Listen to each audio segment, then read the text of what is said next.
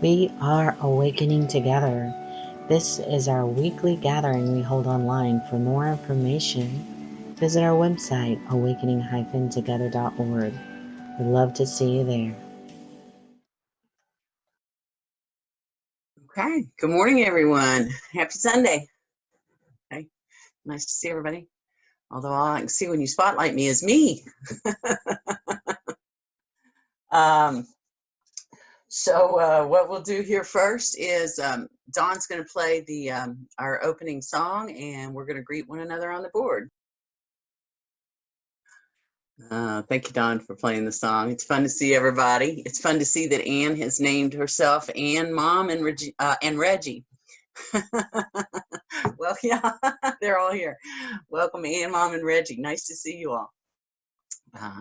It's fun to see everybody in their home environments, and it's fun to see folks as the weather changes, because it's nice to see you all outside. This morning we got Ron and Connie are outside, and Kathy's outside, so it's just fun to see that your all's individual environments. The cat has decided she never gets up here, but she wants to be up here on top of the keyboard this morning.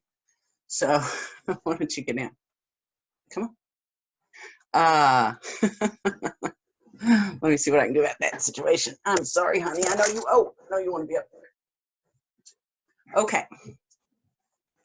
So what we'll do now is we will review our statement of purpose. We are an assembly of equals joined in common purpose, awakening to one true self.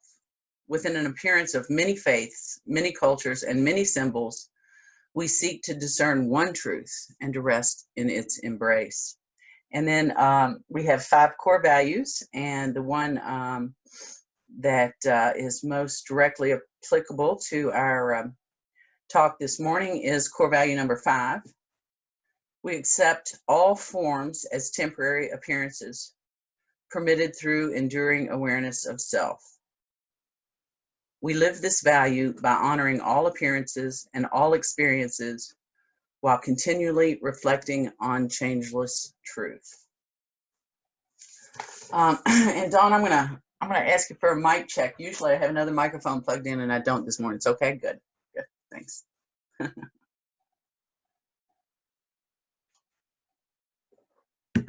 right, and so let's look at our announcements. First up, I want to let you all know that the Teachings of Inner Ramana MPP course is now open for registration. The Teachings of Inner Ramana came to our founder, Reverend Regina Dawn Akers, in 2009 when she said a prayer asking for something to take her to the next step. It teaches 3 tools: surrender, mantra, and self-inquiry, which work together to help break the addiction to the chattering mind. In this class, participants will become familiar with surrender as a means of tuning into spiritual intuition for guidance in everyday circumstances, practice the mantra as a way of gently removing attention from mental chatter, practice self-inquiry in order to notice that the I in thought is only thought, and practice self-inquiry in order to seek for the true self. The Teachings of Inner Ramana is 3 weeks long, and we'll meet on Tuesday afternoons, May 26th through June the 9th from 2 to 4 p.m. Eastern Time, and the facilitator for the class is Reverend Meg Reinhardt. And the next announcement is about our fall retreat. Please plan to join us for our fall retreat. We're offering 2 parts to the fall retreat. The first is a pilgrimage to sacred and historical sites in New Mexico. The second week of the fall retreat is the Keys to the Kingdom, the Ultimate Guide to Freedom retreat, and that will be held at the Retreat House here in lovely La Vita, Colorado.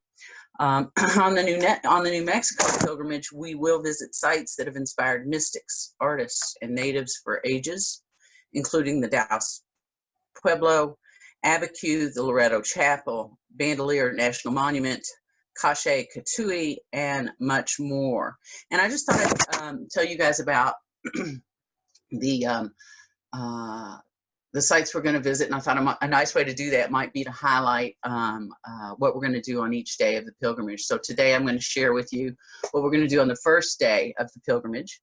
We'll have breakfast here in La Vida at the retreat house, and then we will depart for the Taos Pueblo, New Mexico. The Taos Pueblo is an ancient pueblo or village belonging to a Taos-speaking Native American tribe. It lies about a mile north of the modern city of Taos, New Mexico. Before arriving in Taos, we will visit Colorado's oldest town, San Luis. Perched high atop a mesa in the center of town rests the beautiful Shrine of the Stations of the Cross. To access the shrine, we'll head up the dirt path, which is less than a mile long, to the top of the mesa. And along that trail are a series of bronze statues that are that intricately depict the last hours of Jesus Christ's life. And anybody who's been there can tell you these statues are amazing. The detail on them, they just look so real. It's an amazing, amazing journey up the hill to the shrine. Yeah, and so at each station of the cross, there's a plaque that is inscribed with Bible scriptures. There are a total of 15 stations, and the last one is at the top, depicting Christ's resurrection. It's an incredible little trip there. Then in that same afternoon, we'll visit the Taos Pueblo, and that is a living Native American community located at the base of the beautiful Sangre de Cristo mountain range. The multi-storied adobe buildings in that community have been continuously inhabited for over 1,000 years. So it's the oldest continuously inhabited community in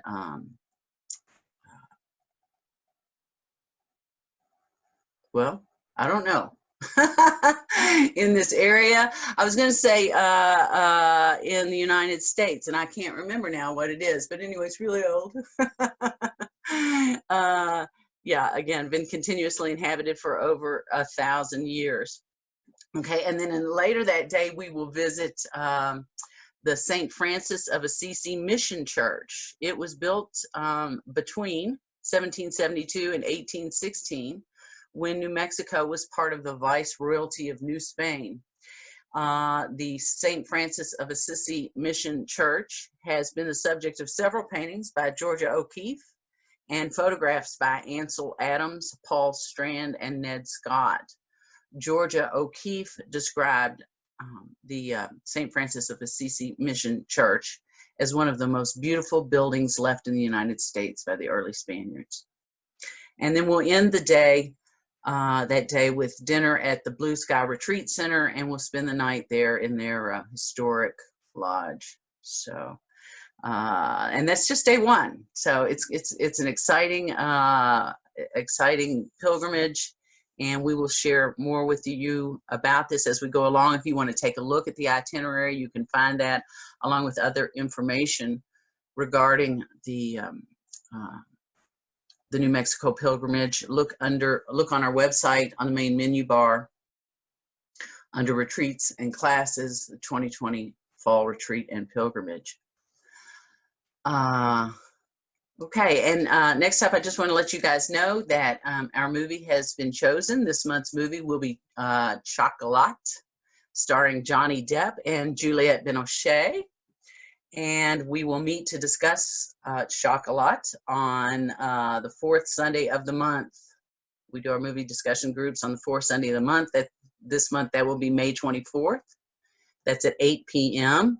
Eastern Time, 6 p.m. Mountain, and Ron Rates will facilitate the movie discussion group. We do not yet have a play sheet, but we anticipate one will be arriving shortly. But watch Chocolat with Spirit, and then be prepared to discuss that with us at the end of the month on the fourth Sunday of the month, May 24th at 8 p.m. Sweet. So let's have a moment of prayer.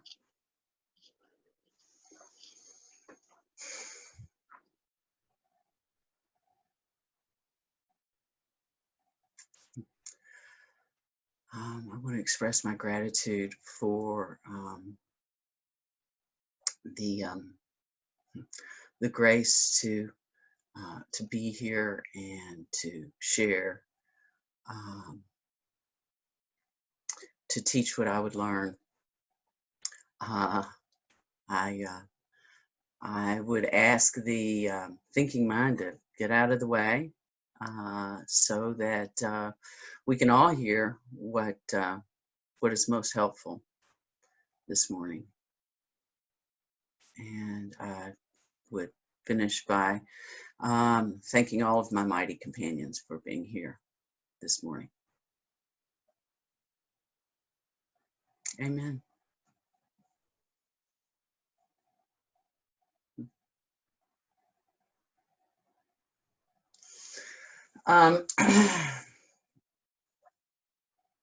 So next we're going to have a reading, and as we told you in our announcement about today's service, Shawna Summers, Reverend Shawna Summers, is going to read for us. But before Shawna reads, I'm going to read a little bit to introduce the subject of the empty shell from the Holy Spirit's interpretation of the New Testament. So I'm going to read you a few paragraphs, and then Shawna will pick up where I leave off. So the first reading is from NTI 1 Corinthians chapter 9. We'll start at verses 15 through 18. Listen to me. You are not what you think you are. You are not the image that you defend as yourself. This is why I asked you to become a willing empty shell. A willing empty shell has chosen to put aside listening to the voice that has filled it.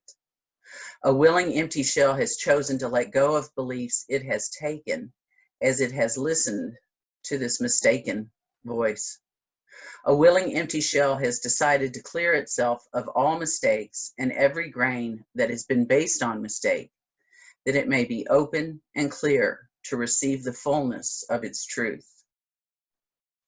Clear the thoughts that are in your mind by being willing to let go of all of them. Do not fear that some thoughts are true and upon your own judgment must be held on to, for the one who judges is the mistaken voice. Therefore, let go of everything that you may be free of it all. Maintain only the casing, which is trust. When you have emptied, holding on to nothing but your trust, you shall be filled again, and nothing that is true shall be lost. Give it your all. Give all of your thought and all of your action to the purpose of emptying your shell fully. This is how you will know your reward, which is the truth of who you are. Your truth is more beautiful and more precious to you than you imagine now. Let go of all fear that says it is not. Let me read that line again. Let go of all fear that says it is not. Give everything to emptying your shell. In this way, you give everything to you. Amen. And then from NTI 1 Corinthians chapter 15, verses 1 through 2. Let me remind you of the simplicity of what I request. I do not ask you to judge which thoughts are to be laid down and which thoughts are to be kept. For such a request would keep you busy and stuck within illusion for an eternity. I ask you to willingly lay down everything but your trust. This is why the symbol of an empty shell is given. Keep nothing but the casing, which is trust. In this way, you hold on to nothing that blocks out truth, and truth may be freely given and freely welcomed as it is received. And from NTI 1 Corinthians chapter 8, when you do not seem to know how to become an empty shell, It is because you're focusing on your head, or better said, your thinking mind.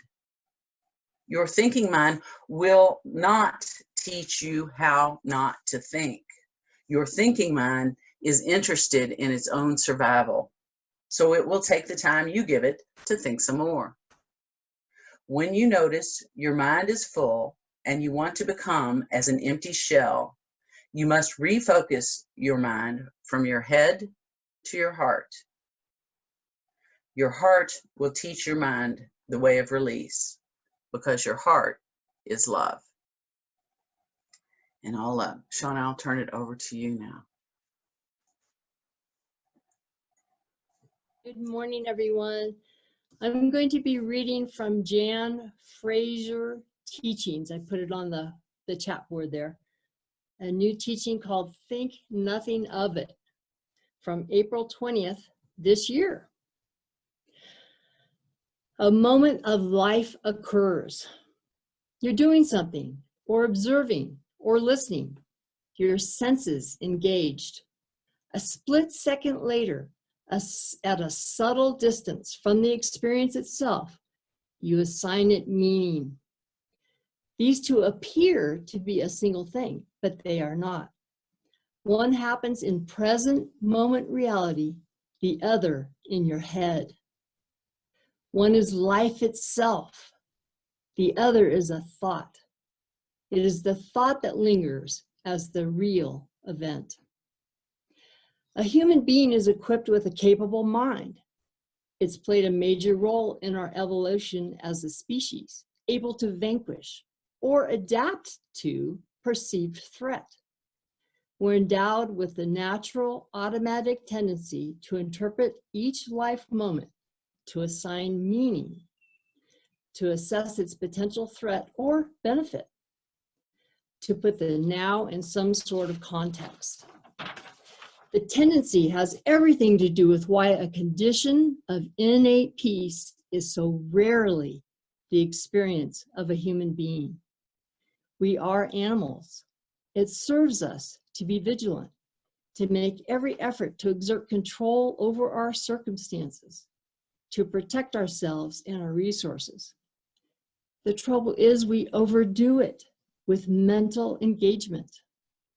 It's how we manage to create a sense of who we are, working overtime to sustain and protect it. And then we try somehow to get that mind-invented self to wake up, which it can never hope to do.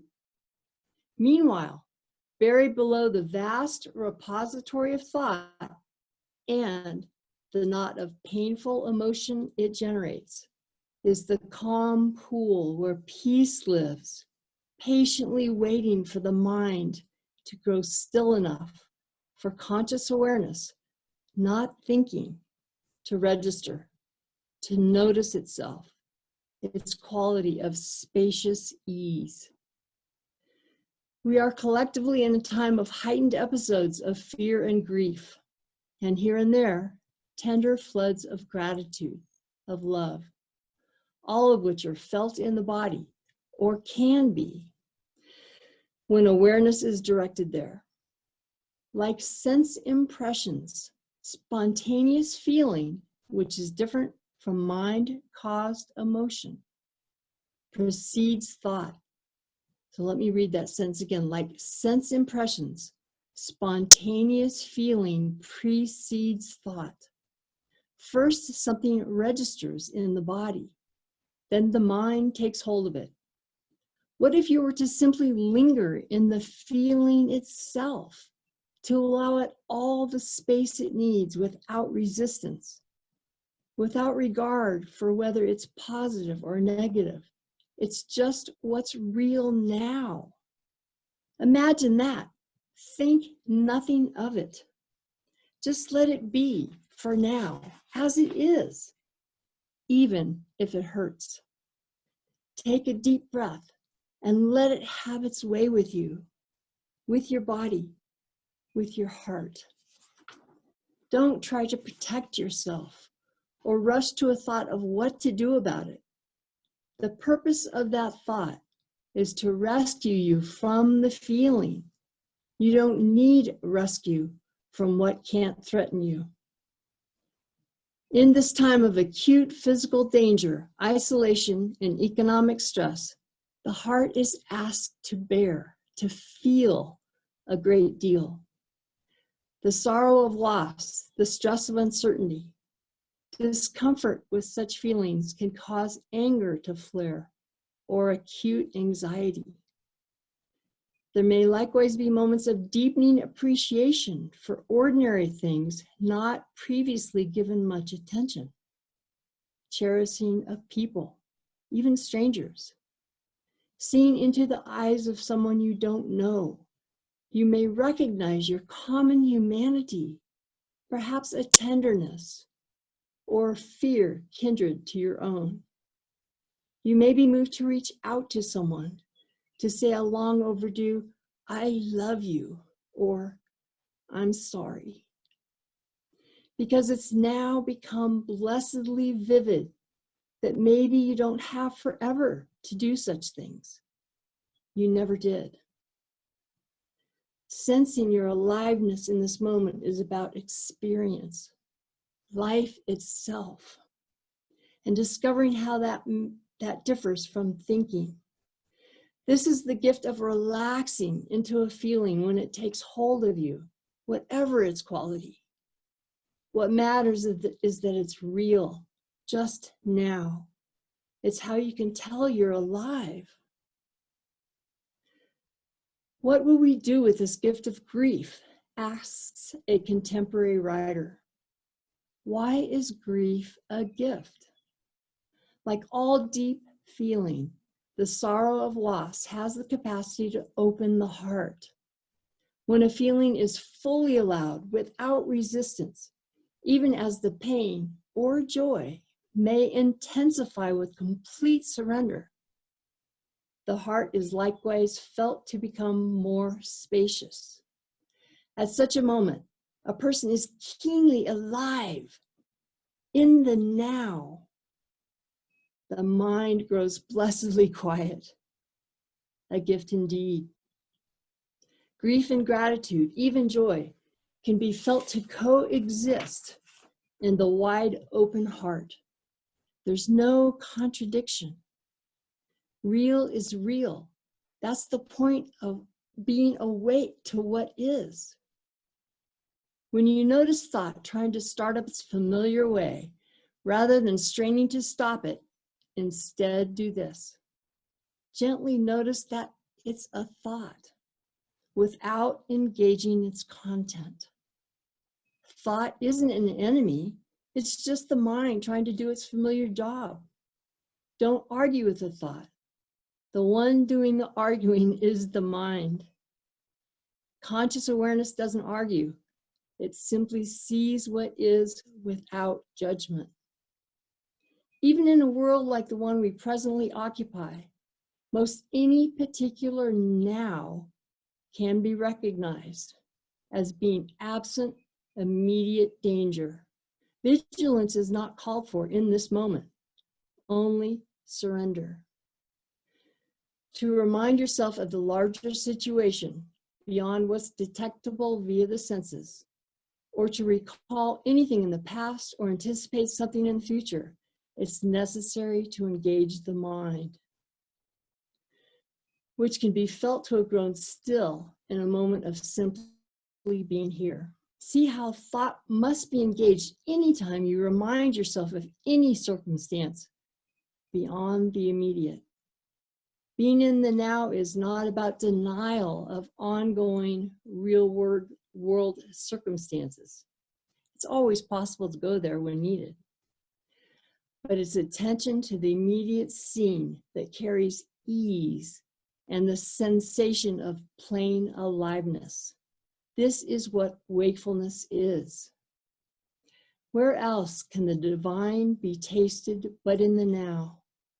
Some have tried to give that sweet space a name, like God. Your mind can tell you 100 times a day that you're alive. It means nothing. It's only feeling yourself in this moment that makes aliveness vivid. Words are inventions of the mind. It's the difference between the sensory experience of biting into a sweet, juicy peach and words straining to describe it.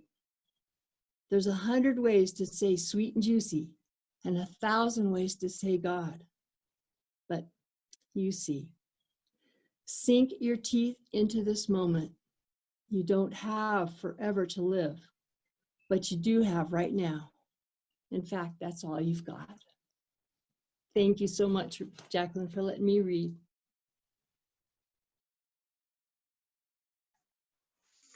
Thank you, Shawna. Yeah, lovely reading. Ron has put the link on the board for us. Yeah, you can look it up under Jan Frazier's and her new teachings, Think Nothing of It. And I'm going to just, again, read from NTI, 1 Corinthians chapter 15, verses 1 and 2. Let me remind you of the simplicity of what I request. I do not ask you to judge which thoughts are to be laid down and which thoughts are to be kept. For such a request would keep you busy and stuck within illusion for an eternity. I ask you to willingly lay down everything but your trust. This is why the symbol of an empty shell is given. Keep nothing but the casing, which is trust. In this way, you hold on to nothing that blocks out truth, and truth may be freely given and freely welcomed as it is received. And what strikes me, well, I got to tell you, last night I had a moment of crisis. I'm like, you can't go in there and tell these people that becoming the empty shell is easier than you think.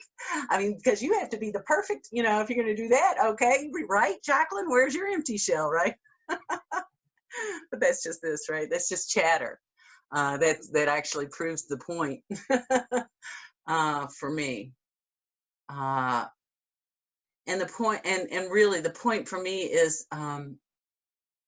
you know, we have this, I assume you guys do. I have had this conception that awakening, well, in some fantasies about what awakening is this, you know, this grand event, you know, the bells and the whistles and the you know, and the gates of a heaven will open and I'll see something special. I don't know what, but you know, it's an event that will happen somewhere down the road, and you know, when I'll finally be good enough, finally have eradicated enough thought, finally have I don't know, you know, mastered the techniques, and then I'll be awake. And that's not what NTI is suggesting. That's not what Jan Frazier is suggesting. Jan talks about attention to the immediate scene. That's what carries ease and the sensation of plain aliveness. This is what wakefulness is.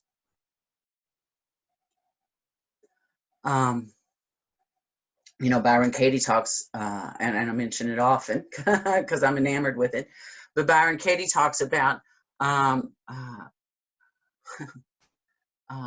being awake to, being enlightened to each individual thought.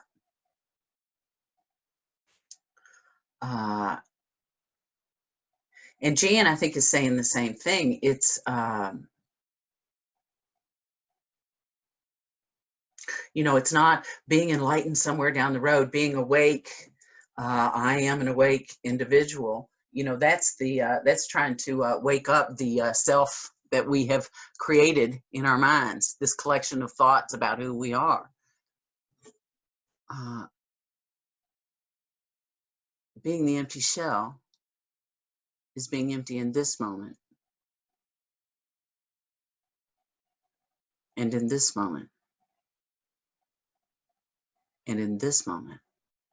And being the empty shell is being aware when thoughts come in. And as Jan says, rather than straining to stop the thought, gently noticing, oh, that's a thought, and releasing it simply because it's a thought.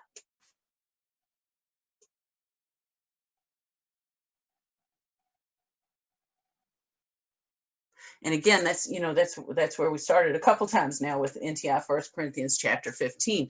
We don't go, let me see, is that a good thought? Is that going to help me? Just releasing it because it's a thought. So the alternative is to just be in this moment, to experience what I'm experiencing now. I'm hearing birds sing. I'm not trying to figure out what kind of birds are singing. I'm feeling a little coolness. I got the front door open. I can feel the coolness of the air coming in from the front door. I'm not sitting here worried about whether or not I'm gonna, what time do I need to, close the windows because it's gonna get warm. I mean, it's not that there's not a place for planning, but it's not required in every moment. It's not required in every moment. And Jan told us that. She said, thoughts are maybe a good thing, and they've come about because we have needed, as animals, to exert control over our circumstances, to protect ourselves and our resources. She's like,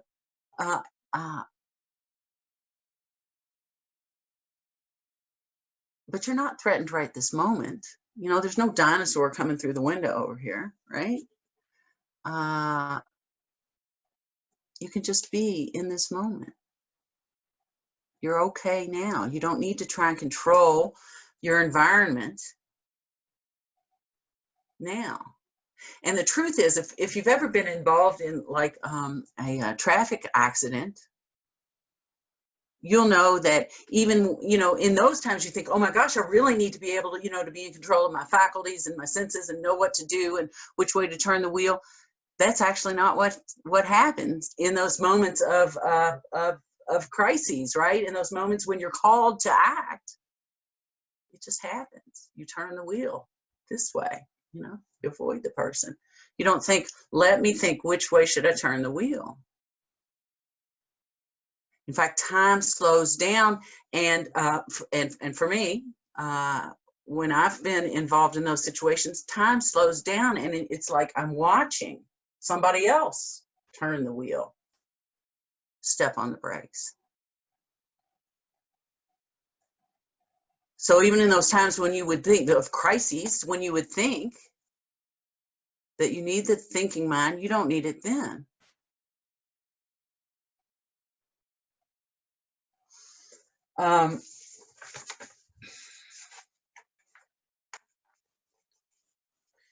It's funny too, what the thinking mind does. I've heard a couple of people tell me over the past several days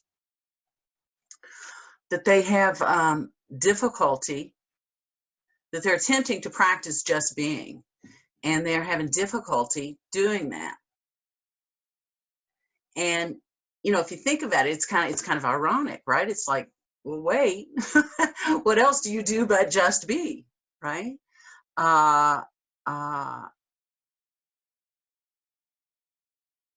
And I don't know if it's trying to parse through the thoughts or to keep them at bay that makes just being difficult. But I started out this morning talking about people being outside in their environments, but go sit on the porch, go sit in nature, and just be.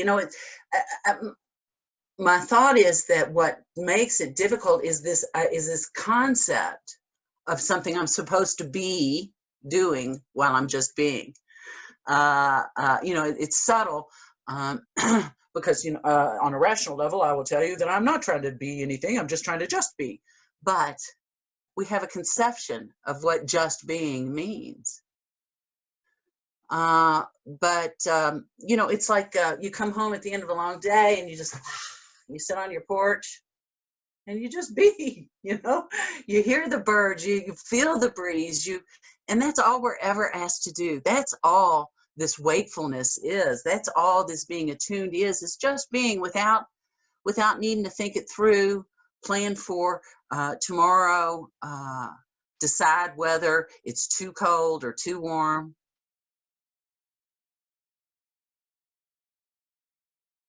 You know, I see Connie sitting there on her back porch. I see the wind blowing her hair. It's just the feeling, right? Oh, I feel the wind blowing my hair.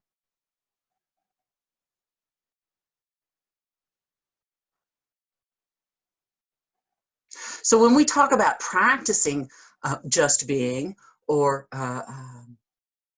practicing being without thought, we're not practicing so that someday we can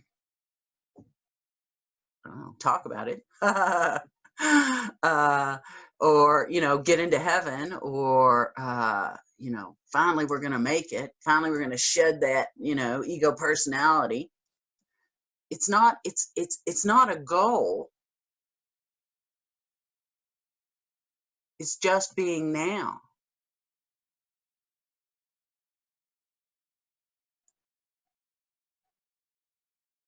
It's the willingness to be in this moment now.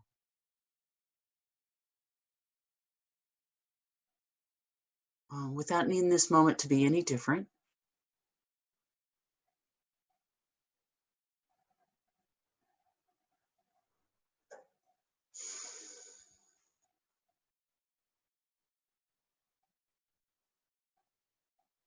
And without entertaining the thoughts that might come in to tell you that something needs to be different. And generally that's what's going on. You can't just be sitting there just being. You need to get up and, you know, you got all kinds of work to do, and you need to plan for next week. And oh my goodness, what if so-and-so sees you didn't do such and such? They're going to think you're such a blah, blah, blah, blah, blah, blah, blah, blah, blah. It's just the willingness not to entertain those thoughts.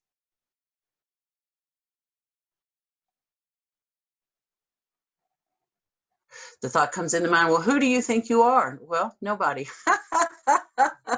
What a relief, right? Nobody.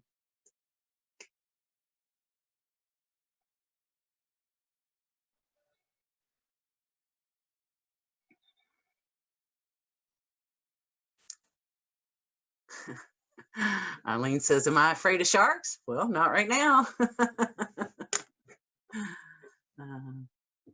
It's that. What needs to be attended to right now?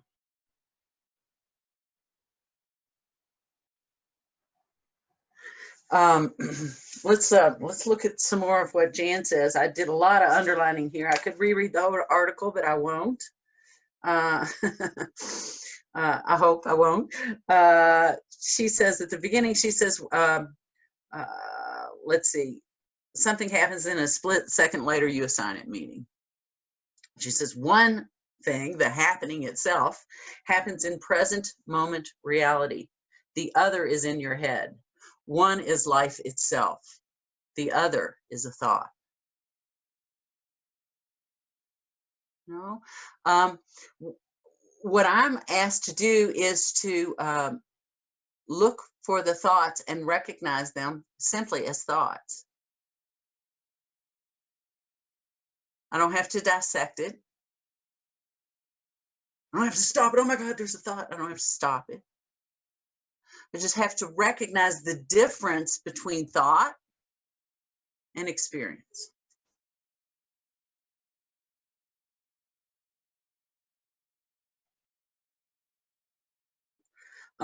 She says, you know, it's natural for us to try and put what I'm experiencing into context. As soon as you do that, you jump up into your head, and you know, and you can arrange it, and you know, that's what happened yesterday, and this could mean this is what's going to happen tomorrow. I mean, that's what we do. We jump up into our heads, and so we're not here with our experience. And she says, in order to, well, and NTI says, in order to be here with our experience now, we need to just be in our hearts. Just look for that felt sense. What's going on? What am I feeling? Not what am I feeling now, let me name it. Just, oh, Wind's blowing my hair. Sun shining on my face. It may be, my heart's racing. My palms are sweating. I'm anxious because I got to talk, and gosh, I didn't feel like I prepare, and I know I'm not supposed to prepare, and blah, blah, blah, blah. Those are thoughts. Those are thoughts about my experience. And what the tendency is to live in those thoughts about the experience, not just to live the experience. Just be here now and live this experience.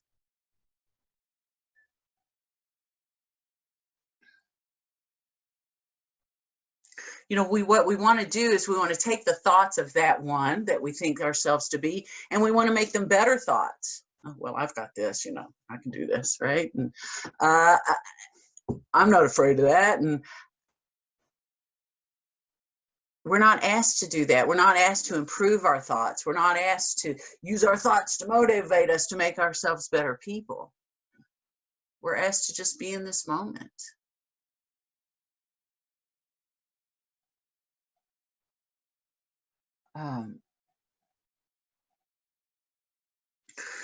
Jan says, first something registers in the body, then the mind takes hold of it. Oh my God, I'm scared. I've just felt my heart racing. What if you were to simply linger in the feeling itself, to allow it all the space it needs without resistance, without regard for whether it's positive or negative? It's what's real now. It's what's real just now. Imagine that. Think nothing of it. Just let it be. For now, as it is, even if it hurts. What my tendency has been is to get whatever heart palpitations or sweaty hands, or get to thinking about, oh my God, what am I going to say to these people at this, and to get caught up in that, and to stay in that, self-doubt, to stay in that fear, to stay in that being undermined by my own self-doubt. And that's just a choice. To roll around and roll around and roll around up there is a choice.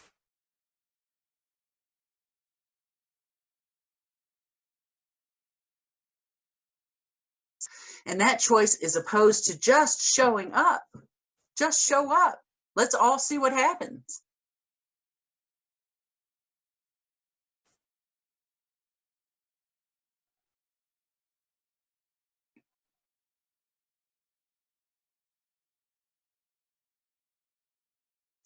And I don't need to name it, and I don't need to frame it in my mind in such a way that it doesn't cause me pain, and I don't feel too embarrassed. And that's staying up here. I don't want to stay up here. I want to be here. I want to be experiencing this moment, in this moment, as it comes, good or bad, without calling it good or bad. I just want to be here. I mean, that's the whole point. That's what we're doing. You don't have forever to live, but you do have right now. You have right now. And I think it's lovely that she points out that this sheltering in place and social distancing has actually pulled us to make those phone calls that we would normally make, and to make that connection and to live from our hearts without that being modulated by by the thinking mind. When people are dying,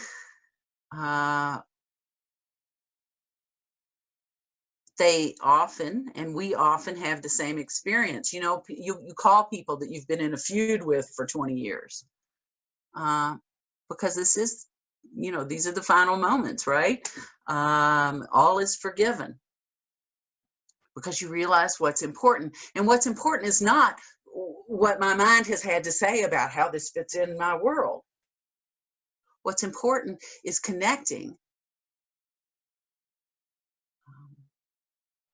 from a heart level, letting the heart lead. The heart knows what's important. All of this, not important.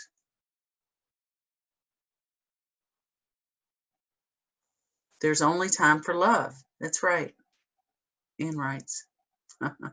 And Regina wrote the same thing. There's only time for love now. Lenny Rose said that in his last 48 hours of his life. There's only ever time for love. There's only ever time to let the heart lead. So when the thoughts start up and go, well, you know, no, I don't know. I don't know. And I don't need to know what this means, how this fits in, what it says about the one that I think that I am. I don't need any of that information. Thank you.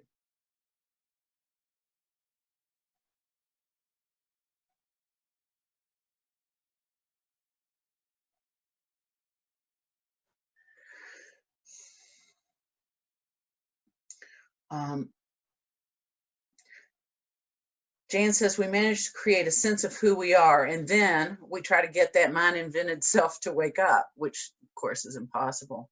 She says meanwhile, and here's the juice, right? Here's the juicy peach she's talking about. Meanwhile, buried below the vast repository of thought and the knot of painful emotion it generates is the calm pool where peace lives. Beneath all of that goes on all the time, beneath that is the calm pool where peace lives, patiently waiting for the mind to grow still enough for conscious awareness, not thinking, to register, to notice itself, its quality of spacious ease. This is not something gained. This is not something we perfect. This pool of peace, this conscious awareness is available 24/7, regardless of what was happening 5 minutes ago. It's not something earned. It's not something gained. It's something always accessible. Now, right now. You know, I could be in the middle of, I got to call, no, I don't got to do anything. I don't got to call anybody. I don't have to do anything in this moment, but rest in it. I can cut a thought off right now just by the choice. Just by the choice not to give those thoughts any credence. You know, you can't be sitting here doing that. You got to call.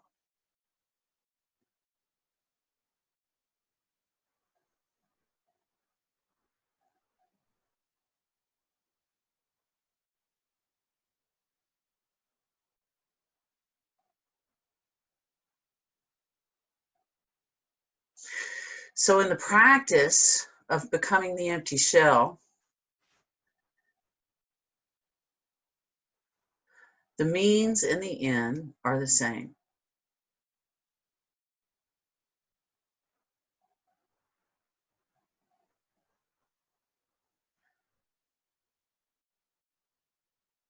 The practice doesn't get us to any, I got a better piece than Ann does because I do this more, or, I've been doing it longer, or I got a better technique.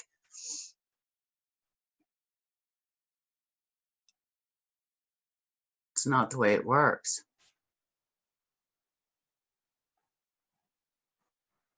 The way it works is let me rest here now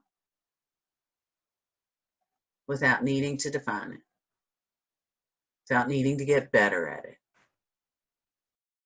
without needing to become something. Let me just rest here now, always accessible, peace beneath the thoughts.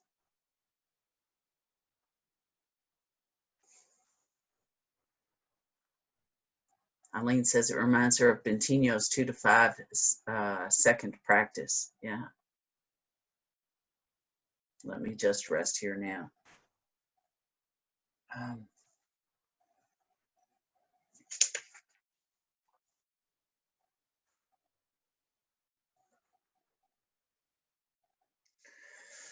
The NTI says, I just love it. NTI 1 Corinthians chapter 8 says, when you don't seem to know how to do this, when you don't seem to know how to become an empty shell, it's because you're still thinking about it.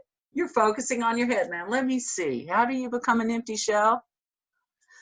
No, just drop into your heart. It says if you go to your thinking mind and say, how do you stop thinking? Oh, your thinking mind will have plenty of ideas about how to stop thinking, right? But there's one thing the thinking mind is interested in, and that's interested in its own survival. That's what it's going to do. Think some more, think some more, think some more. Keep me going, keep me going. NTI says, when you notice your mind is full and you want to become as an empty shell, you must refocus your mind from your head to your heart. And we talk about here, we talk about dropping into our hearts. How's that done? Well, again, some thinking mind, tell me how that's done. Just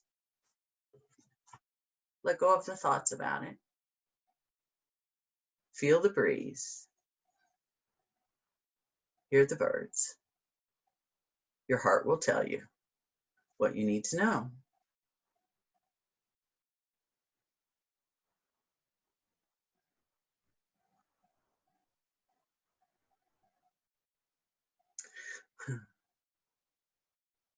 Yeah, Marie says, so many lists to do. Throw them all out. Ask, what am I to do now? Ask God, what is important in this moment? Yeah, that's the same inquiry. Thank you, Marie. That's the same inquiry. It's like, just let me be in my heart.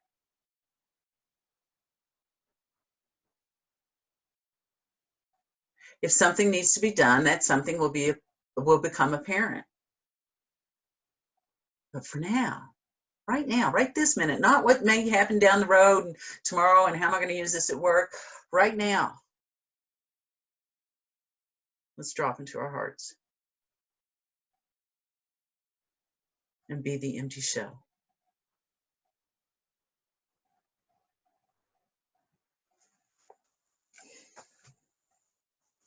And I am going to play a closing song, and if you feel to donate to Awakening Together, you can do that on our website. And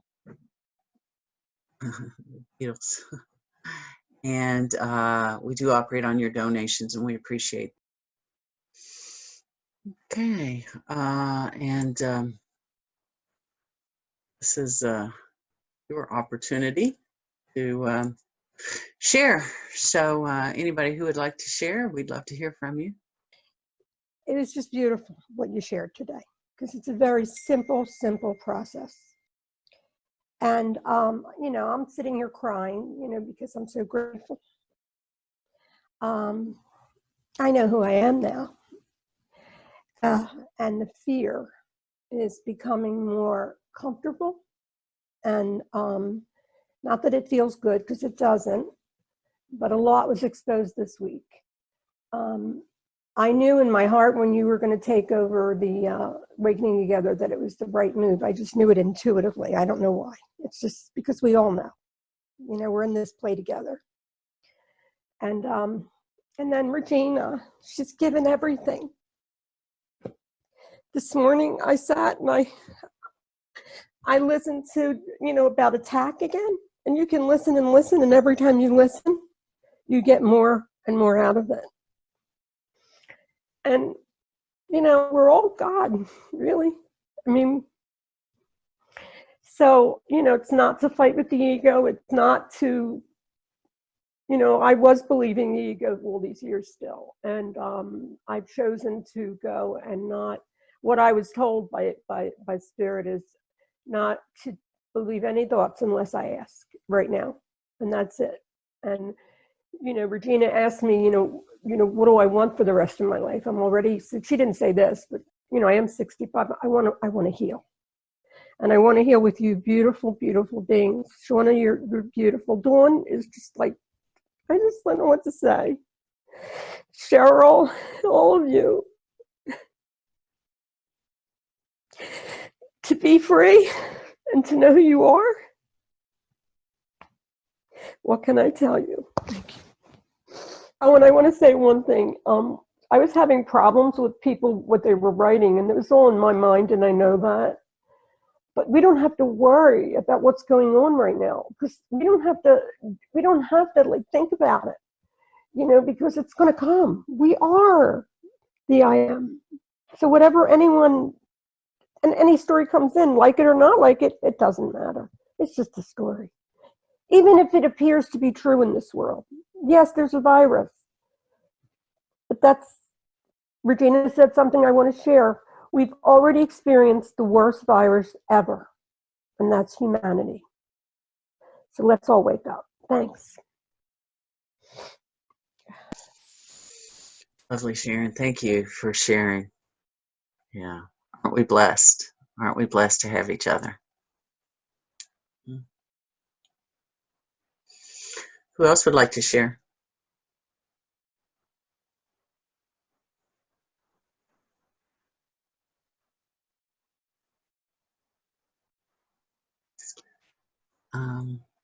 Marie? Right. Hi, guys. Thank you so much. I'm so grateful to be here. You know, I want to thank Dawn and Kate and everyone who helped me through a paralyzing fear I had this week. And, you know, I realize that fear is a feeling and I can make it grow if I think about it. Only I have the power to make it grow. And my fear is not real. I realize that. My fear is from my past. My fear is from my past experience of overspending that I don't do now. I don't. So it's looking at the past, making it real, and making it look like it's real. But I don't think about it, and I know it's not real. And I was given these tools this week, and every day I come on Awakening Today, I get tools to use so I can awaken and to let go of these thoughts that look real but are not. They're like boogeymen in the closet, but they're not. Thank you.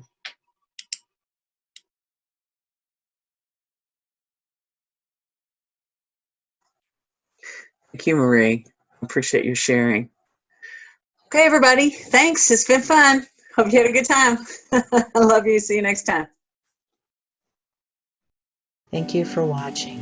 This was our weekly gathering that we hold online. For more information, you can visit our website at awakening-together.org, or you can subscribe to our Awakening Together channel and click the bell for more notifications when we post our weekly gatherings. Thank you again for watching.